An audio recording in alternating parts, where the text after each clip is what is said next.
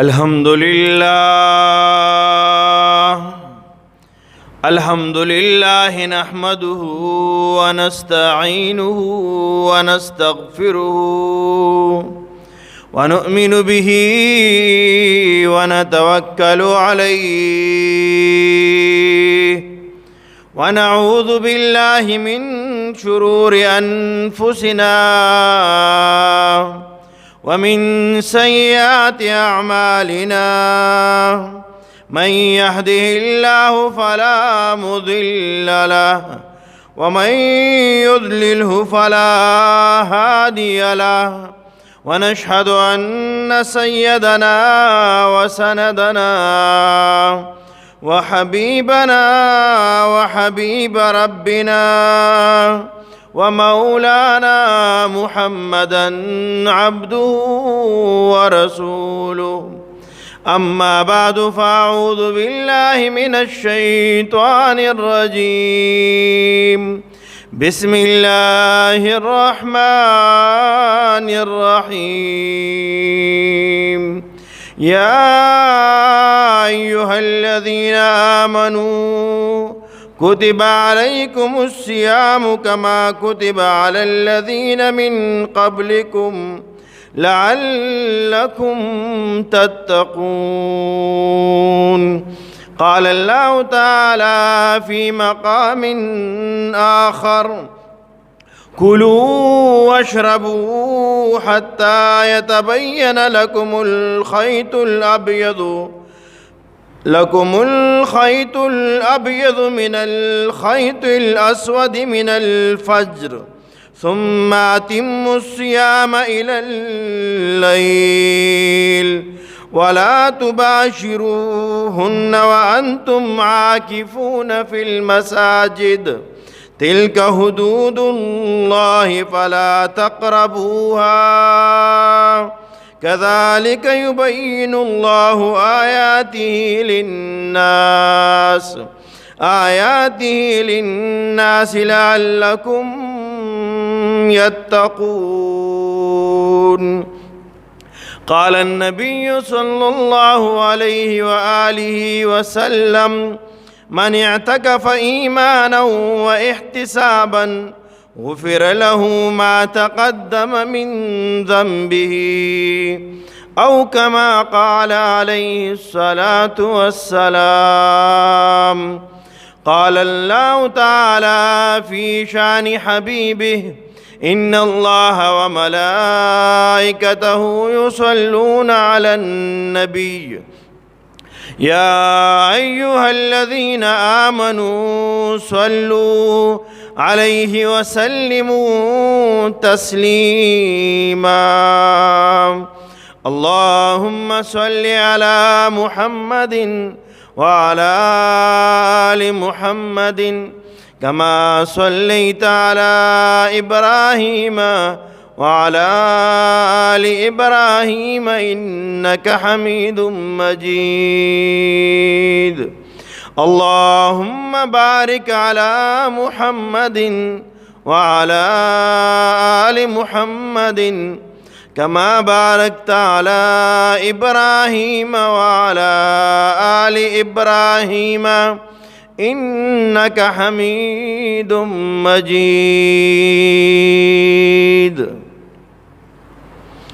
زما ډیر قابل قدر ډیرو غیرتمندو مسلمانانو حاضرینو سامعینو د رمضان مبارک یو بابرکت میاش هغه الله رب العزت په موږ او تاسو باندې راوسته ده. د دې میاشتې لومبه عشره هغه ختم شوه کومه چې د رحمت عشره وه. دویمه عشره روایاتو کې راځي دویمه عشره دا د مغفرت عشره ده. په دې کې الله رب العزت د دې امت مغفرت کوي. محترمو الله رب العزت د بنده د پاره که نارینه دی او که زنانه ده د دوی دپاره الله رب العزت د بخشش بانې لټوي په وړو وړو خبرو باندې د خپل بنده د مغفرت فیصلې کوي. محترمو او بنده د خپل رب نه د لرې کېدو کوشش کوي، لګیا دی د شیطان په وسوسو کې، دارنګې د دنیا په لهو لعب کې، په لوبو ټوغو کې، د غفلت په زندګۍ کې دی اخته دی.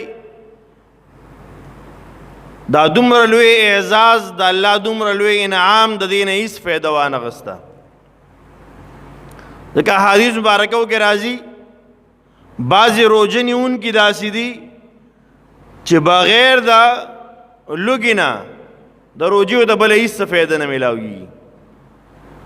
بس صرف لوږې بیا مونده، لوږه پې تېره شوه، د دې نه علاوه د نور څه فایده میلاو نه شوه. دا ولې دا هغه بدبخته خلک دي چې په دوی د رمضان روژه هم نیولې ده، خو چې څنګه روژه نیول دي هغسې نه دي نیولې، څنګه چې پکې اعمال کول دي هغسې پکې ونه کړه، د مونځ اهتمام یې ونه کړه، د جمع اهتمام یې ونه کړه،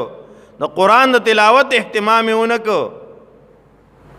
په حلال مال یې نه دی نیولې، غیبت یې وکړه پکې، چغلي پکې وکړه، دروغ یې پکې ووې. دا قرنګي د ګپ شپ دپاره پکې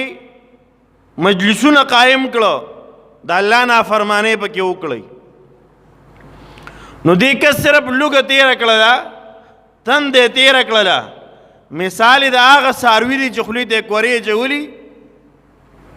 باقي څه فایده ورته میلاو نه شوه.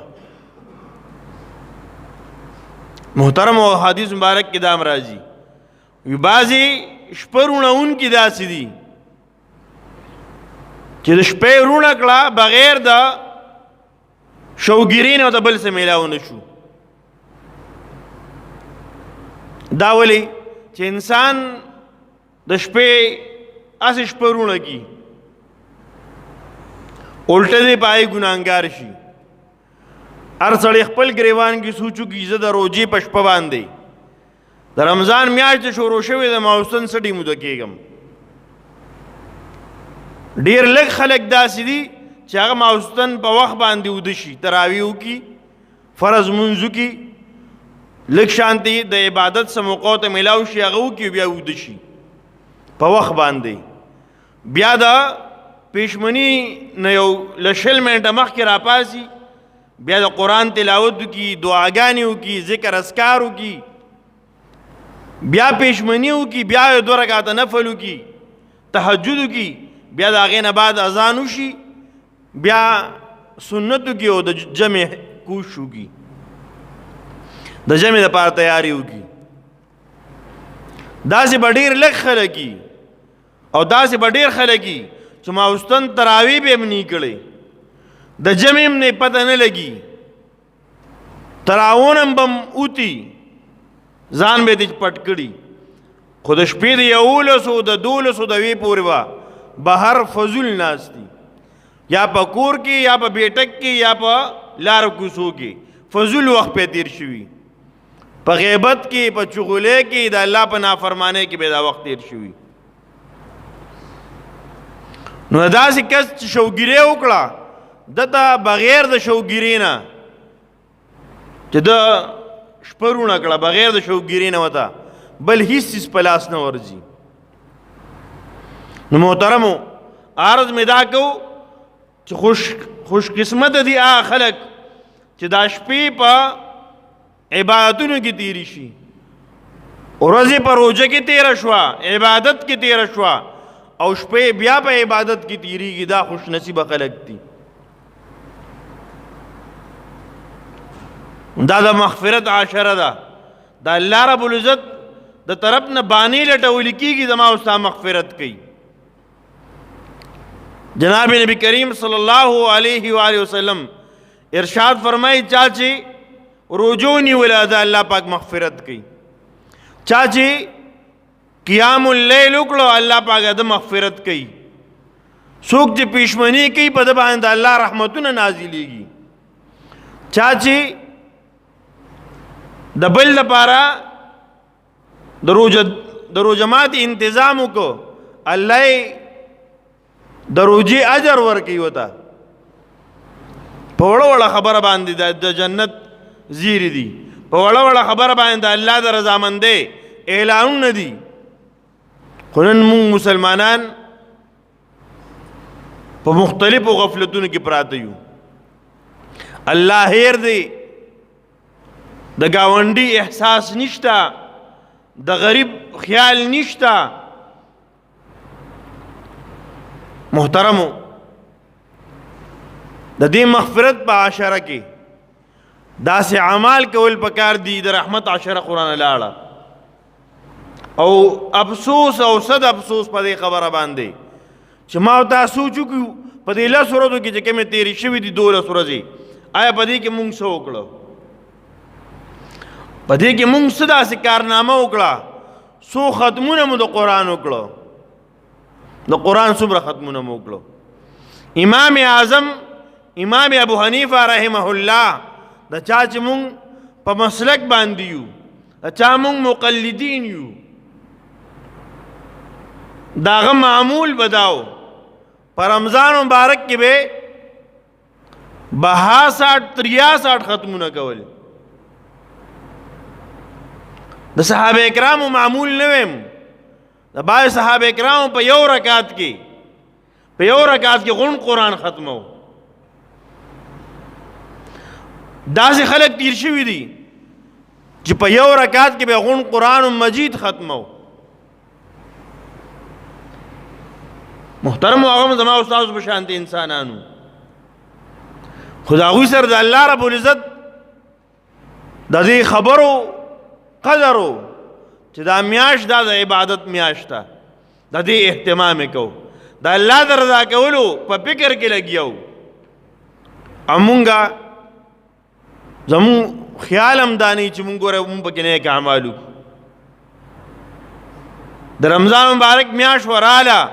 12 ورځې تېرې شوې، مونږ بعضو خلکو پکې قرآن هم نه راغستی. داسې بدبخت هم پکې قرآن به پکې رکوع سبق پې نه ویلې. شیخ زکریا رحمه الله فرمای چې زمونږ د کور نارینه خو پرېږده ځکه هغه زیات تر حافظان دي، بلکې اکثر حافظان تیر شوي دي. پلار حافظ، تر حافظ، نیکه حافظ، زوی حافظ، نوسی حافظ، اغون حفاظ تیر شوي دي. هغه د خپل زنانو متعلق فضائل اعمال کې ذکر کوي، وی زمونږ زنانه، وی نارینو تذکره نه کوم، زمونږ زنانه روزانه 3-4 سپارې سره د کور د کارونو سره وي دې تلاوت کوي. د زنانو دا حال دی، زمونږ د نارینو دا حال دی چې کوم تاسو ته معلوم دی. د امت زنانه سره د کور د کارونو، سره د پخلی، سره د پېشمنی تیارېدو چې کم سے کم 2 غنټې د هر کور د پېشمنی په تیارې لګي. د هر کور د روژه ماتي په تیاری کم سے کم 1.5 غنټه 2 غنټې لګي. په هر کور کې ماشومان خامخای د غرمې ولا بندوبست کوي، د خوراک د هغې پخلی کوي. هر کور کې جامې انځل پکې، لوښي انځل پکې، چې دا ټول کې 8 غنټې مسلسل زنانه کار کوي، د کور کارونه کوي. محترمو، د زنانو حال څه دی او نن د امت د نارینو د زنانو څه حال دی؟ د قرآن د رکوع تلاوت موقع نه ملاویږي، هغه نه نصیب کیږي. د هغې غټه وجه محترمو دا نه ده چې مونږ ورې زیات ناوزګاره یو. په دې دور کې چې نن انسان څومره وزګار دی، د هغې غټه وجه دا ده نن اکثر کارونه دا د مشینانو په ذریعہ باندې دي. پخوا به زنانو میچنې کولې، دا اوس ته پته ده. اوس زنانه تیار وړه راشي او چڼکړي وړي، اکثر چڼکۍ هم نه دومره پاک صفایي، په اسانه به یو 15 منټ کې واغږي او کیسه ختمه. دارنګه د نارینو کارونم تر ډیر حده پورې آسان شوي دي، وخت ډیر بچت کی. د هغې باوجود هم د قرآن تلاوت نشته محترمو. نو په داسې موقع باندې بیا مونږ خفګان نه کوو، نو څه به کوو؟ خفګان پکار دی که نه دی پکار؟ بی په دې خبره باندې خفګان پکار دی چې دومره بهترینه میاشت راله او تېره شوه، مونږ پکې قرآن تلاوت ونه که یا پکې چا ختم قدرې ونه که. محترم په دې کې سیالي پکار ده چې ما ورته د خپل ګاونډي سره په سیالي شو، د هغه سره مقابله وکړو چې ته یو ختم کوي شي زه 2 کوي شم. چې کور کې د زنانو سره مقابله شروع کړو، زنانو سره مقابله نه پکار، خو بیا هم چې کم سے کم د هغوی سره مقابله وکړو، هغوی ته هم ووایو چې ګورې ما ختم شروع کړی تم شروع کړه، او ګورو به چې کم کس به څومره ختمونه کوي. ما ته یاد دي مونږ ماشومانو، مونږ به کور کې د خپلو خویندو سره مقابله وه چې سهار به راپاڅېدو پېشمني کې به کېناستو، یو ځای به شو. نو یو خور به مې ما 2 ختمه وکړه، ما بیګا په نننۍ ورځ کې 15 سپارې ووې، چا به وي مونږ به 3 ووې، مونږ به وي مونږ به دومره ووې. کله به پې کم شو، کله به تې سیوا شو. محترم عرض مې دا و نن د دې مقابلې سوچ نشته. نن که 2 زنانې یو ځای کېږي دا مقابله کوي، ما څو جوړې اختر له واغستی. زما 2مه ورځ د روزانه ځم مینه بازار ته، په دې مقابله ده، په دې مقابله نه ده چې ما څومره قرآن تلاوت وکړو. که مقابله ده زموږ د زنانو د مینه بازار په تلو باندې ده، د شاپینګ د زیات نه زیات شاپینګ باندې ده، چا زیات شاپینګ کړی دی. او زموږ د نارینو مقابلې د هلکانو په ډرامو په فلمونو په ګیمونو کې دي. محترمو د دې نه دې غفلت نه ځان روباسو. د رمضان دا میاشت دا د الله د عبادت میاشت ده، او په دې کې انسان د ګناهونو نه ځان بچ کي. 11 میاشتې پرله پسې انسان بیا د ګناهونو نه بچي. او که نه په دې کې هم ګناهونه دي چې په کم کې شیطان تړلی شوی دی، چې بیا کله شیطان راښکلاو کي بیا به مسالي، بیا و چې قدم دی د ګناه کار به کوو. دې وجې نه نیک اعمالو اهتمام وکړو. محترمو د مغفرت عشره ده، هغه کارونه وکړو چې به کوم د الله رب العزت مغفرت حاصلېږي. حضرت کعب بن عجرہ رضی اللہ تعالی عنہ یو صحابی دی، فرمائے مونږ د جناب نبی کریم صلی اللہ علیہ وسلم په مسجد کې ناستو، جناب نبی کریم صلی اللہ علیہ وسلم تشریف راوړو، صحابه کرام موجود دي. جناب نبی کریم صلی اللہ علیہ وآلہ وسلم صحابه کرامو ته عرض وکړو رالنډ شئ، رانږدې شئ. صحابه کرام رانږدې شو. جناب نبی کریم صلی اللہ علیہ وسلم د منبر په لومبې پوړې باندې په دې قدم کې ښودو او وی فرمایل آمین. د هغې نه بعد په 2 پوړې باندې قدم کې ښودو، بیا وفرمایل آمین. د هغې نه بعد په 3 قدم په 3 پوړې باندې قدم کې ښودو، بیا جناب نبی کریم صلی الله علیہ وآلہ وسلم ارشاد فرمائے آمین. دائیں بعد خطبہ ہوئی، واز نصیحت یو کو، بیا جناب نبی کریم صلی اللہ علیہ وسلم منبر نه لاندې راکوش. فرمائے دا صحابی چې مونږ ته تپوس وکړې د الله رسوله، یو کار مو داسې ولیده چې مخکې مو چېرته نه دی کړی، مخکې مو چېرته نه دی کړی. د دې وجه څه ده؟ دې حدیث کې دیوی خبر ته مونږ سوچ وکړو د صحابه کرامو د جناب نبی کریم صلی الله علیه وسلم یو عمل ته خیالو او هغه به زده کوو پاغي به ځان پوهه کوو هغه به یادو هغه به ځان سره محفوظ کوو او به ما ته تر رسول دي نن کې دا دین محفوظ دی دا صحابه کرامو د قربانۍ د وجنه محفوظ دی د صحابه کرامو قربانۍ هغه صحابه کرام چې کوم د اصحاب صفو هغوی نارې تیرې کړي دي لوږې تیرې کړي دي خو جناب نبی کریم صلی الله علیه وسلم مجلس نه پرېښودی هغه صفه مسجد نبوي کې د جناب نبی کریم صلی الله علیه وسلم د روضې سره جوخ الله دې موږ ته ټول بار بار بوتلېږي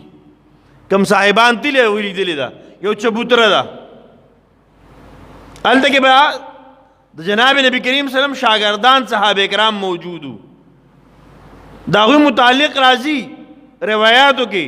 چې لوږه وه پې دومره زیاته شوه مزدوري کولی شوه ښه پیسې ګټلې شوې کار قصب کوي شو اکثر مونږ وایو مولیان د پیسو دپاره لګیا دي امامتې د پیسو د خېټې دپاره کوي په الله قسم دا خبره وګورئ بار بار ما کړې ده د دې خبرې نه ځان وساتئ ما یو شل پیرې دا خبره وکړه او بار بار یې کوم ما سره داسې هنر دی زه اوس هم 40,000 میاشت ګټې شم خو ولې یې نه ګټم تاسو سوچو کې ولې یې نه ګټم د چا پیسې نه دي خوښې ستاسو نه زیاتې زموږ خوښې دي هر چا خوښې نن چې ماشوم لم پیسې ورکې دا خوښې دي یو خو کاغذ ورکه او بل خو نوټ ورکه کاغذ غورځوي او نوټ علي دا خبره د درد نه ځکه کوم چې زمونږ د مخه مونږ به ناست یو او بیا به دا سړی دا خبره بار بار کیږي وي تاسو مولیان هم د خېټې دپاره لګیا یې هلکه په 3,000 هم څوک په شپږ او په 9,000 هم څوک امامتي کوي نوکري څوک په 9,000 هم نوکري کوي زه 8,000 میاشت ورکوم یو سړی د راځي زما په کور کې دی صرف ما ته په بیټک کې سلام کوي 15 وخته نه 4 هم نه 3 ټیمه صرف سلام علیکم دی کوي السلام علیکم استاد زر عالم چې د روټۍ ټیم له راځي چې روټۍ به ان شاء الله خورم بغیر د نمبر نه دا نه چې نن د پلانکي نمبر اورئ وړو اورئ نه وړو دا به پکې نه بغیر نمبر به زه روټۍ در کوم دا خبره دې لپاره کوم چې احساس مونږ سره لږ پیدا شي او 8,000 میاشت ورکوم زه راځي دي څوک هم تاسو کې چرته هم څوک وایي چې زه به درځم روزانه 3 ټیمه که زه په کور یم او که نه یم راځي به سلام به کوي جي زه پلانکې راورسېدم سلام مې وکړو السلام علیکم بیا دې ځي چې روټۍ ټیم چې روټۍ به ته په بیټک کې میلاویږي عرض مې دا کوم محترمو صحابه کرام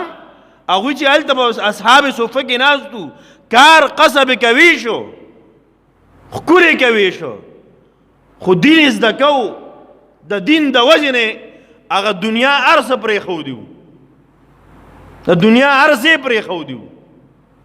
او پوره سپه د جناب نبی کریم صلی الله علیه وسلم به شاته ولاړو په مانځه کې د لوږې نه به راوغورځېدل